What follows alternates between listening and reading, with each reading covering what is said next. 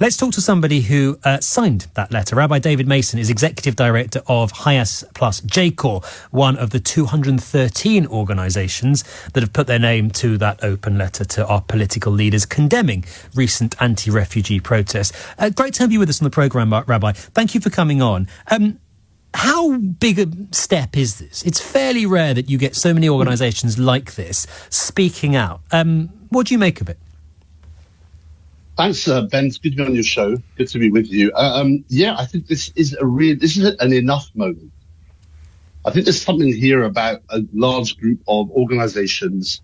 We're actually a Jewish-based organisation, based on Jewish values. We believe very strongly the Jewish values of compassion and responsibility mean we should give a fair go to people who seek their place here. My grandparents left Germany in the 30s, escaping Nazi Germany. There were people here that protested against them coming, and yet my family made a very good go of being part of British society. So, yeah, there's a moment now in which for a number of years there's been a growing sense of demonizing of asylum seekers. It's bubbling, it's part of political discourse, probably finds its way obviously into the media and into society. It's part of, I suppose, a generation we live in where things are not easy economically, societally, for people across our country.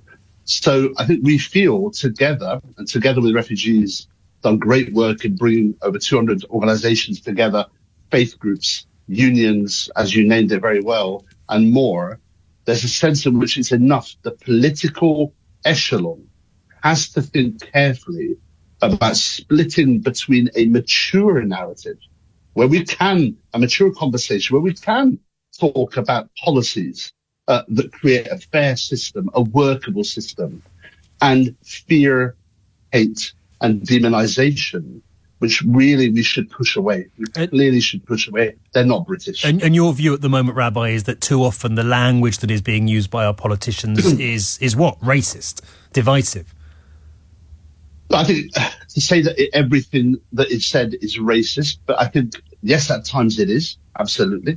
But also, even if it's not openly racist itself, it can lead to those feelings in society. If you're going to criminalize asylum seekers, if you're going to make them look like they are threatening, that they're illegal, that they are, they should not be welcome, then you also are going to open up that box, that tinderbox of racial feelings towards groups that come into this country. But, I mean, it is people listening to this, Rabbi, will say, well, it is the case that some of them are illegal, that they don't have the right to be here, and that some of them are threatening. Some of them are committing crimes. That's a fact. So what we would say is create a fair, good system.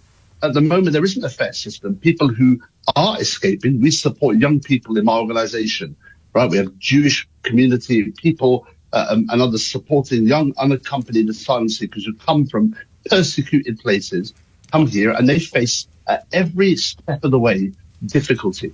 So why not put a fair system in place? Yes, people will be returned if there is a fair sense they haven't met the criteria. No problem. But it also means that people who have proper claims for protection, who need our compassion, will get support here. It often worries me that we are so simplistic. We talk about the boats in a negative sense. Yes, we'd rather people didn't obviously come over on boats. But at the same time, there are many people who are escaping persecution. Yes, it's the tarring of all with the same brush that you object to. Yeah. That, this press conference Reform today, sort of insinuating that, not insinuating, but leaving open the door to the idea that all asylum seekers are potential rapists. Yeah, I mean, yeah, exactly. And therefore, there's a sort of blurring of facts or outright lies often.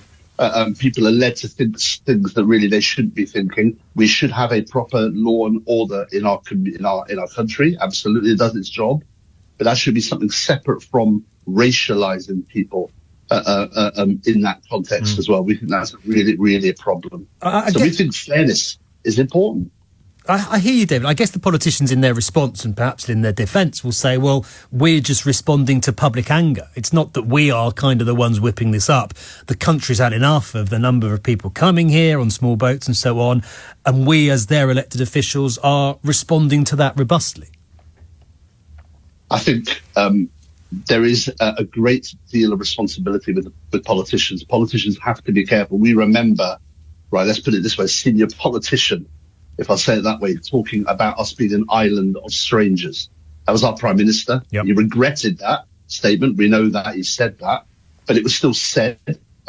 That itself can whip up fear itself. That only has to be said, let out on the media, in society, and people will react to that. So you're right that government has to think about its constituency, think about its people across the piece. But I think the government also and political parties have a responsibility not to create hate, not to create division. We want a cohesive society. We want a neighbourly society where people think of their neighbourly responsibility. It doesn't have to be naive. It can be done in a fair, orderly way without criminalising. Appreciate your time, Rabbi. Thank you very much indeed. Rabbi David Mason is the Executive Director of HIAS+JCORE, one of the 213 organisations that have signed the letter we're talking about tonight.